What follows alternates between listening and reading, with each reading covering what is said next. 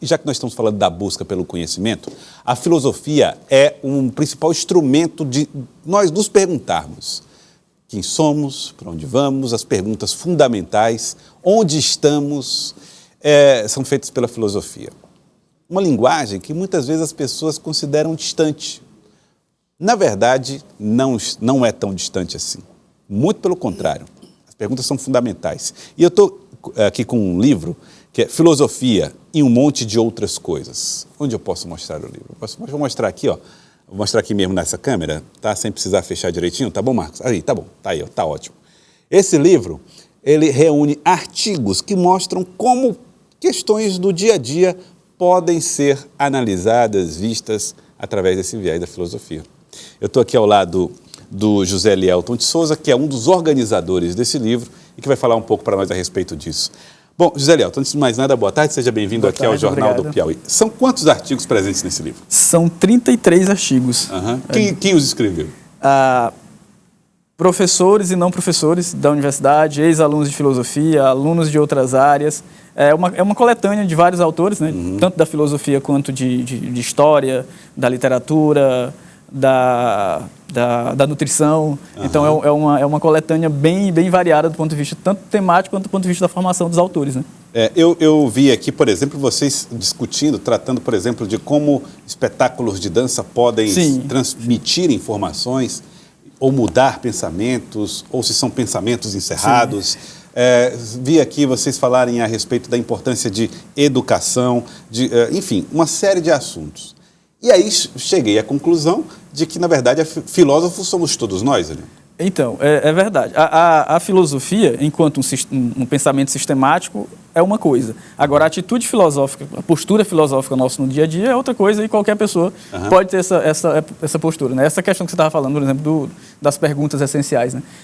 Toda vez que a gente se pergunta sobre o sentido da nossa vida, sobre o sentido do que a gente está vivendo, sobre o sentido de uma realidade mais ampla, daquilo que fundamenta a nossa vida, a nossa existência, as nossas escolhas, de alguma maneira a gente está fazendo filosofia, está se interrogando. Aí é o que você está chamando de postura filosófica. Eu não preciso ter me formado em filosofia para ter essa postura filosófica. Sim. Agora que você falou aí sobre pensamento sistemático, como é que seria essa parte mais científica da filosofia? Seria essa parte mais acabada, que a gente tem a ideia de que é mais distante, que é mais elaborada, mais difícil. Aí você tem mais autores diversos. Aí vocês têm os grandes pensadores da história da filosofia e das ciências que elaboraram grandes sistemas filosóficos de uma tentativa de explicar a realidade de forma mais abrangente, né? Agora, quando vocês lançaram o livro Filosofia e um monte de outras coisas, vocês estavam pensando nessas pessoas que têm atitudes filosóficas ou no filósofo que é mais ligado à raiz da filosofia? Então, do pensamento? a gente estava pensando nessa atitude mais filosófica, né? Porque... Ou seja, eu e as pessoas que estão em casa. Sim. É porque a filosofia ela tem essa fama de ser muito difícil, né?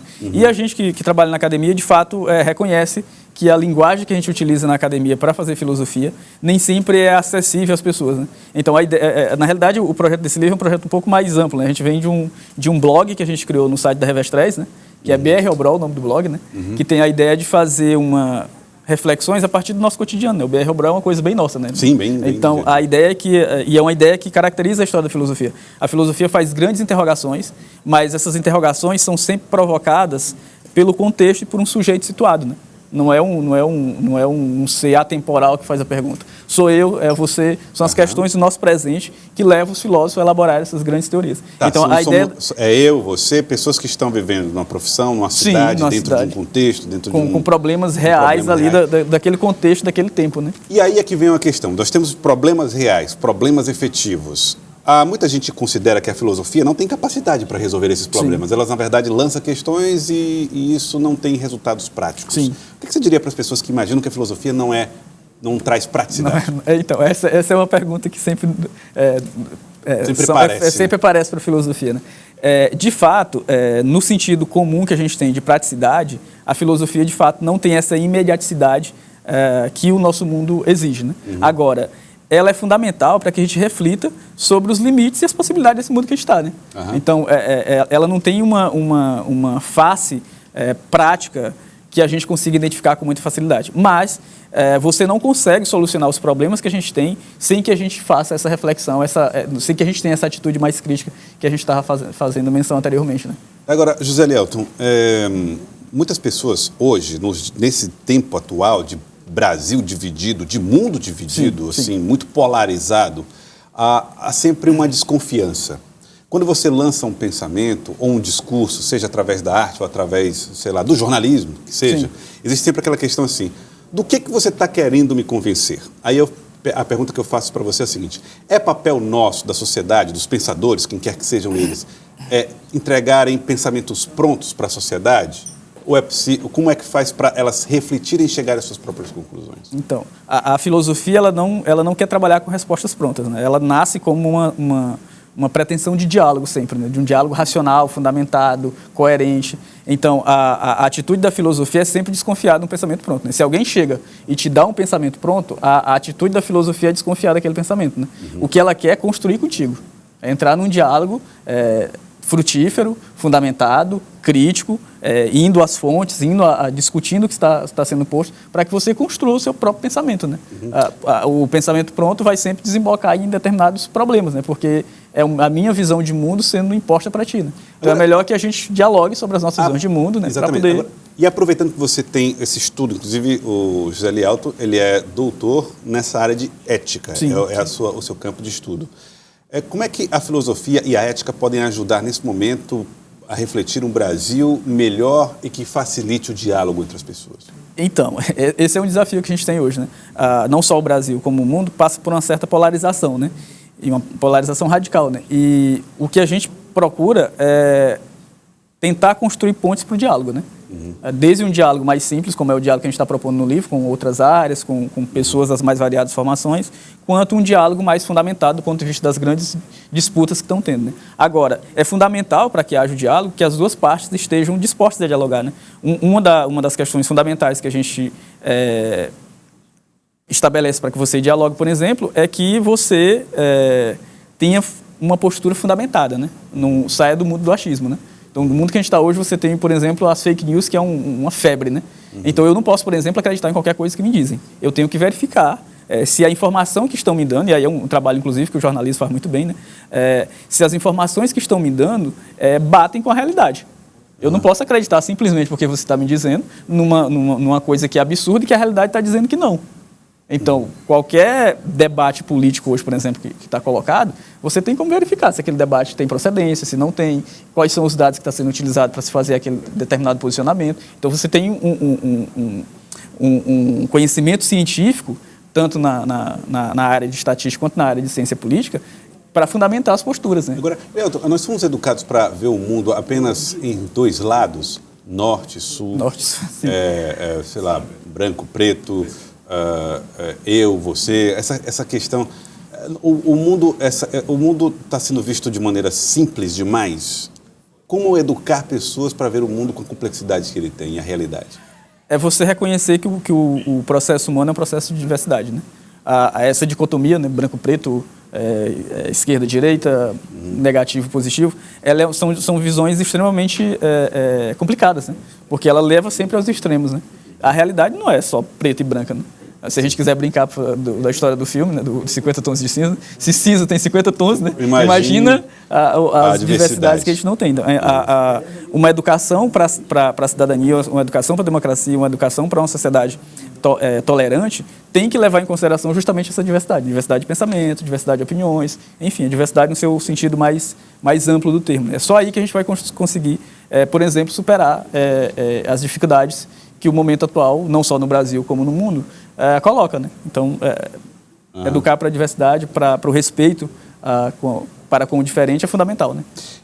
Olha, esse livro, ele fala de, por exemplo, ele faz uma reflexão aqui, a Nayara Barros de Souza faz um trabalho... uma das nossas organizadoras. Ela traz uma reflexão sobre a forma como a cidade tem se construído, se reconstruído a partir da sua arquitetura e faz um paralelo com Paris. Você pode, a partir desse livro, começar a entender um pouco dos pontos de vista sobre coisas básicas que você, às vezes, deixa passar. Olhos destreinados, né? Esse é um dos principais problemas. Nós precisamos ter, ao mesmo tempo, olhos treinados e olhos de criança, na medida em que a curiosidade precisa ser despertada em nós. Aliás, não fosse a filosofia, não teríamos a ciência como temos hoje, né? Da ciência exata à ciência... naturais, humanas, humanas. As pessoas estão dando esse valor à filosofia nos dias de hoje, ou os pensadores já se distanciaram demais da filosofia básica? É interessante, assim, a gente tem, por um lado, uma postura, não só no Brasil como no mundo, de recusa do saber, né? Você tem uma espécie de apologia à ignorância que está posta no mundo hoje, né? Que você, justamente quando a questão das fontes que a gente estava falando, então você tem uma postura de negação do saber, não só da filosofia, mas como do saber em geral, né? Agora, por outro lado, você tem um reforço, tanto no âmbito da filosofia quanto no próprio âmbito das ciências, que a gente chama de ciência dura, né, como as ciências exatas, as ciências da natureza, da importância da filosofia para que você discuta as grandes questões que essas áreas colocam, né? Então, cada cientista, por exemplo, que elabora uma teoria, que cria um novo artefato, ele traz consigo uma visão de mundo. E essa visão de mundo, em última instância, uma cosmologia mais ampla, né, que fundamenta justamente essa organização da realidade, explica as leis da física e tudo mais, são posturas filosóficas, em última instância, né? Então, os grandes cientistas, por exemplo, e cientistas extremamente inovadores e criativos, eles têm sempre um pé na filosofia, né?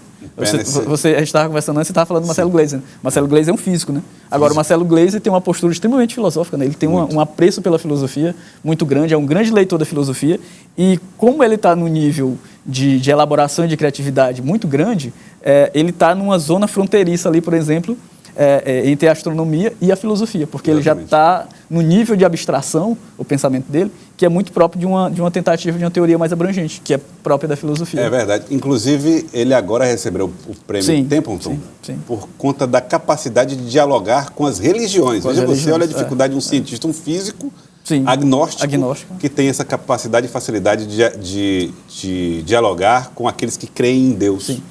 E ele diz assim, olha, eu não tenho o objetivo de convencer ninguém que as religiões não existem. Afinal de contas, eu não tenho outro ópio para oferecer. Vou botar no lugar. É uma história. Uma provocação que ele faz. Mas as pessoas precisam de ópios. A filosofia admite isso. Então, coisas que as enganem. Então, de uma certa maneira, sim, né?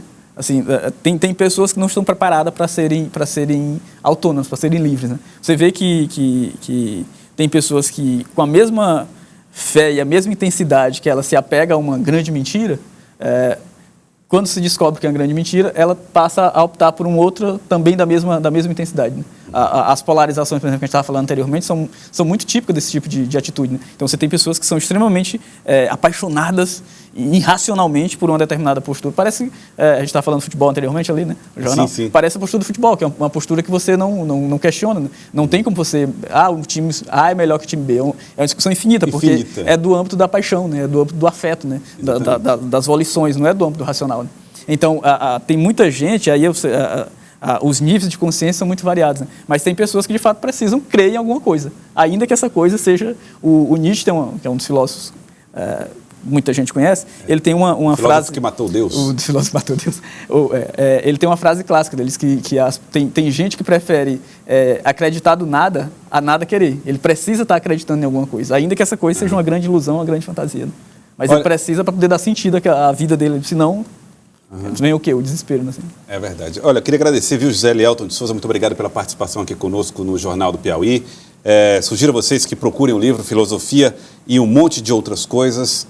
É muito básico, mostra para você como refletir coisas básicas no cotidiano mesmo, utilizando essas ferramentas de filosofia que vocês costumam utilizar. Então, eu que agradeço a você pelo espaço. As pessoas podem encontrar com os autores nas redes sociais, aí nos Instagrams e Facebooks da vida. E posso dizer o nome da livraria? Pode sim, pode ficar à vontade. Está na Livraria Anchieta, então você pode encontrar lá. E a ideia era essa mesmo, a gente começar um diálogo aberto com as pessoas a partir da filosofia. Muito bom. Obrigado a vocês. José Elielton de Souza, o José Vanderlei Carneiro, também é organizador, e a Nayara Barros de Souza. Então, nas redes sociais de um deles, você já encontra.